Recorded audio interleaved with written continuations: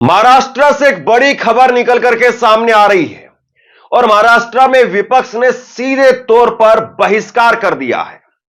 40 विधायकों ने आज शपथ नहीं ली, जिसमें कांग्रेस के विधायक हैं, उद्धव ठाकरे शिवसेना के विधायक हैं और शरद पवार के विधायक हैं।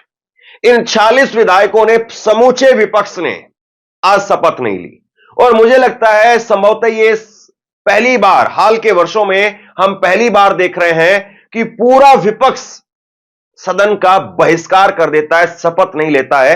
हाल के वर्षों में यह पहली बार ऐसा हो रहा है। अगर पहले कभी ऐसा हुआ हो तो मेरी नॉलेज में नहीं है, लेकिन हाल के अगर मैं 10-15 सालों की बात करूं तो मैंने ऐसा कोई वाकया नहीं देखा है। और जैसे ये खबर निकल करके सामने आई तो एक बार फिर से सारी शक की सुइयां, सब कुछ जो है वो चुनाव आयोग की तरफ, राजीव कुमार की तरफ, ईवीएम की तरफ मुड़ गया कि आप किस तरीके से जो है वो चुनाव करवाते हैं कि चुनाव में जो पूरा विपक्ष है उसको आपकी प्रणाली पर यकीन नहीं हो पा रहा है। महाराष्ट्र में जो विधानसभा के जो चुनाव हुए, चुनाव के बाद महाराष्ट्र में जो स्थिति बनी हुई है कि जनता को नहीं लग रहा कि सरकार हमारे वोटों से आई है, और इससे लोग जनभावना जो है, जो मार्कंडवाड़ी में जो शुरू हुई, वो पूरे महाराष्ट्र की भावना है। और आज मॉक पोलिंग को भी अगर चुनाव आयोग विरोध करती है, सरकार विरोध करती है, तो उसके पीछे का कारण ही है कि ये सरकार गड़बड़ी से आई हुई है, लोगों के वोटों को चुरा के आई है, ये साबित करती है। सरकार ने भूमिका लेना चाहिए, सरकार ने ये भूमिका लेना चाहिए कि हाँ मॉक पोलिंग हो रही है ना, तो होने दो गांव में मॉक पोलिंग, समझने दो एक बार क्या हुआ।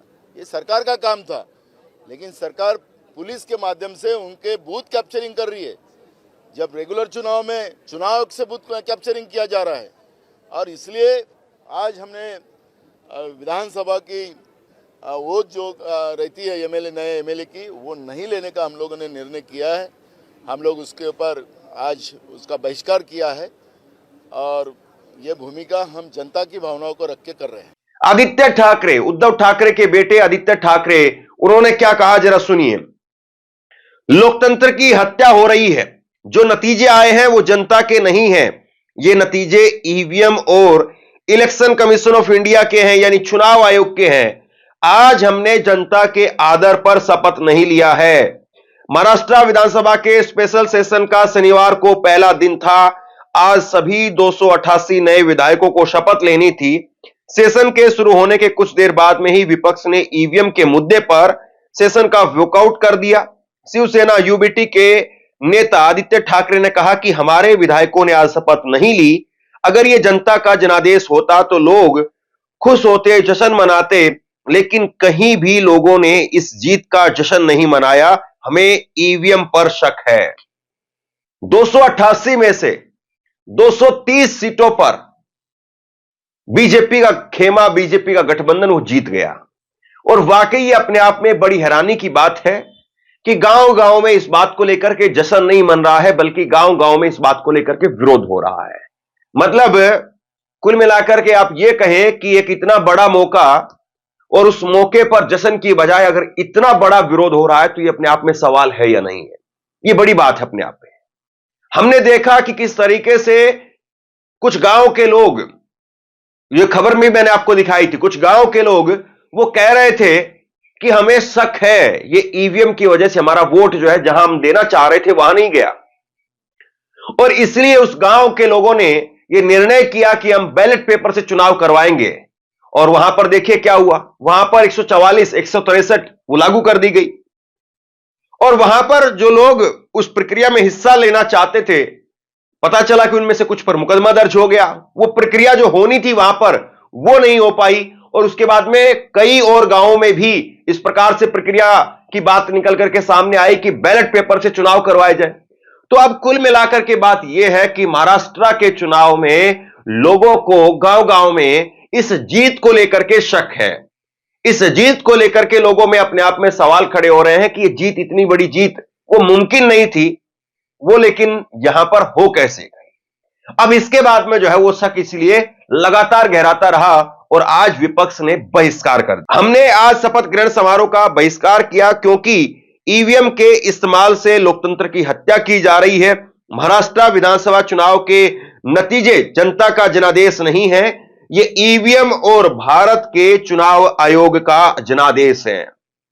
तो अब बताइए, इससे खुला आरोप और क्या हो सकता है? और ये चुनाव आयोग की जिम्मेदारी है वो कि तय करे, चुनाव आयोग बताए कि हमें रत्ती भर भी कहीं पर कोई गुंजाइश नहीं है जो आप आरोप लगा रहे हैं। लेकिन इस तरह के आरोप बार बार लगते रहे, इस तरह के आरोपों को लेकर के भी चुनाव आयोग की तरफ से अभी तक कोई स्पष्टीकरण नहीं है। अभी हाल में ही चुनाव आयोग से मुलाकात की थी कांग्रेस के एक दल ने, और उसने कहा कि हमें पर्टिकुलर ये चीज जिसमें 5 साल के अंदर 37 लाख वोटर बढ़े और 5 महीने में 47 लाख वोट बढ़ गए, तो उन्होंने कहा कि हमें डेटा प्रोवाइड कीजिए, हमें डेटा दीजिए कि कहां पर है ये इनका ये 47 लाख लोगों का जो फार्म भर के देते हैं चुनाव आयोग में वोट बनवाने के लिए, कहां है वो डेटा, वो हमें डेटा दीजिए। लेकिन साहब कोई डेटा नहीं। तो कुल मिलाकर के चुनाव आयोग पर जितने अभी तक सवाल खड़े हुए हैं उसको लेकर के अभी तक उन सवालों का जवाब नहीं मिला है। और चुनाव आयोग की प्रेस कॉन्फ्रेंस भी नहीं हुई है अभी तक।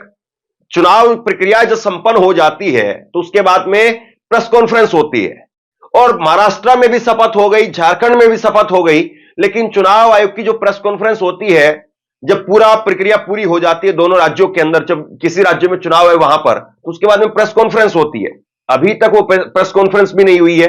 यानी जहां पर उम्मीद थी कि उत्तर मिल जाएगा, जहां पर लग रहा था कि हां शायद चुनाव आयोग अपनी तरफ से जो है सफाई देगा, लेकिन वहां पर भी अभी तक हाथ खाली है। तो ये सारे सवाल जो है वो इस वक्त में लोगों के बने हुए हैं और लोग लगातार इसीलिए सवाल खड़े कर रहे हैं। लेकिन अजीत पवार जो अभी बीजेपी के खेमे में है, अजीत पवार वो क्या कह रहे हैं जरा सुनिए। विपक्ष के वॉकआउट पर डिप्टी सीएम अजीत पवार ने कहा कि चुनाव हुआ है, लोगों ने हमें जिताया है, अभी वॉकआउट करने से कुछ नहीं होने वाला है। अगर विपक्ष को कुछ करना है तो चुनाव आयोग के पास जाना चाहिए, वहां भी न्याय नहीं मिलता है तो अदालत का दरवाजा खटखटाना चाहिए। अब ये बात जितनी कहने में सिंपल लगती है उतनी बात आज के दौर में है नहीं, क्योंकि चुनाव आयोग के दरवाजे पर तो पहले से ही है।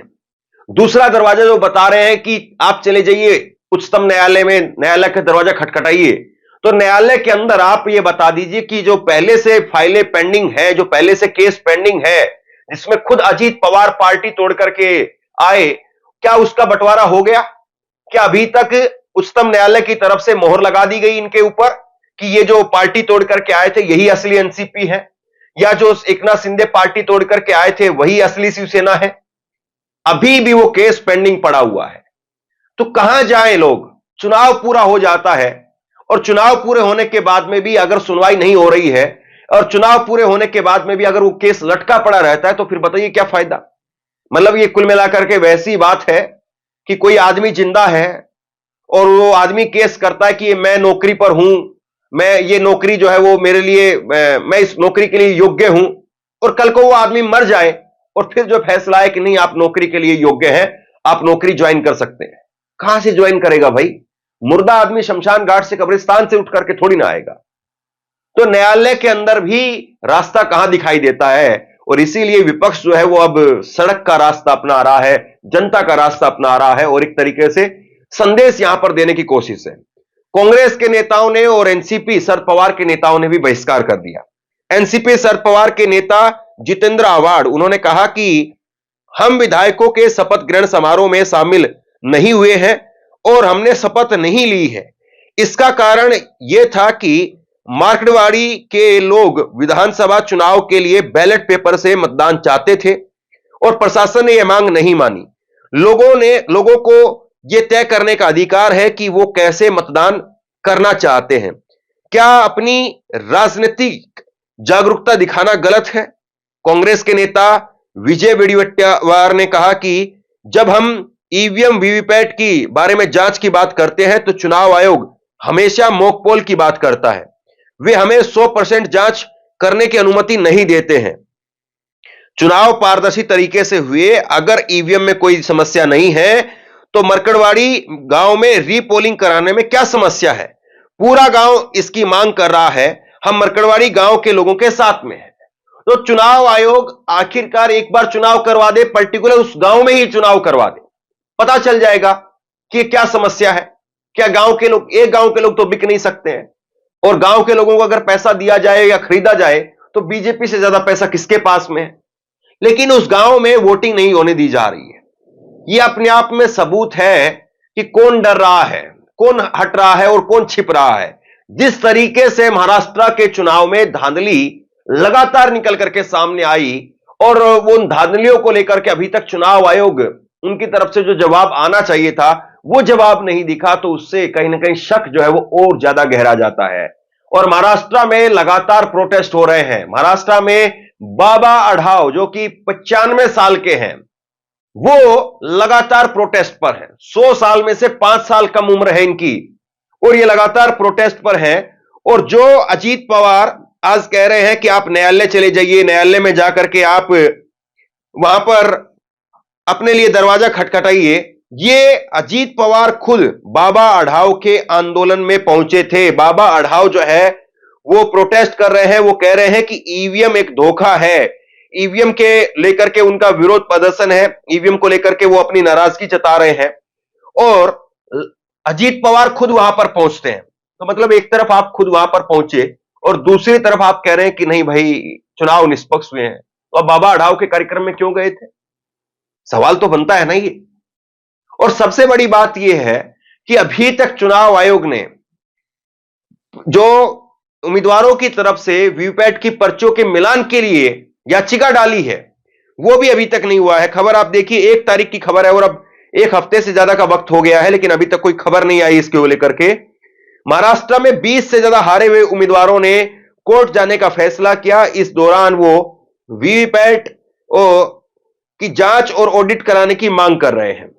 तो आप बताइए कि ये जो खबर निकल करके सामने आ रही थी और ये 20 के बाद में फिर संख्या और बढ़ते बढ़ते जो है वो 50-60 के आसपास बताई जा रही हो गई है, तो इस पर चुनाव आयोग क्यों खामोश है? चुनाव आयोग क्यों मौन है? या चुनाव आयोग को इस पर नहीं बोलना चाहिए? सवाल ये है। लेकिन बार बार ये कहा जा रहा है बीजेपी की तरफ से कि महाराष्ट्र में हार गए तो बवाल कर रहे हैं, झारखंड में जीत गए तो वहां पर खामोश है। नहीं साहब, झारखंड के अंदर वहां के मुख्यमंत्री हेमंत सोरेन उन्होंने खुद कहा है अगर बैलेट पेपर से चुनाव हुए होते तो इंडिया गठबंधन कम से कम 75 सीट जीतती। झारखंड में भाजपा के 11 साल के तानाशाही शासन के खिलाफ झारखंडियों में काफी आक्रोश है। तो झारखंड में तो कोई जश्न नहीं मना रहा है, झारखंड में तो कोई जो है वो इस बात को लेकर के उछल नहीं रहा है। तो ये सबसे बड़ी बात है कि आखिरकार महाराष्ट्र में जो कुछ हो रहा है उसकी जांच करवाने से भाजपा क्यों पीछे हट रही है? भाजपा क्यों नहीं कह रही है कि चलिए होने दीजिए उस गांव के अंदर, अगर उस गांव के लोग या और कोई गांव के लोग अगर चाहते हैं कि वहां पर एक बार दोबारा से रीपोलिंग हो जाए, तो कई कई विधानसभाओं में रीपोलिंग दोबारा होती है अगर जहां पर विवाद होता है या जहां पर शक होता है, तो एक गांव में भी क्यों आखिरकार जो इतनी दिक्कत है? सवाल इसी बात का है कि क्या छिपाने की यहां पर कोशिश हो रही है।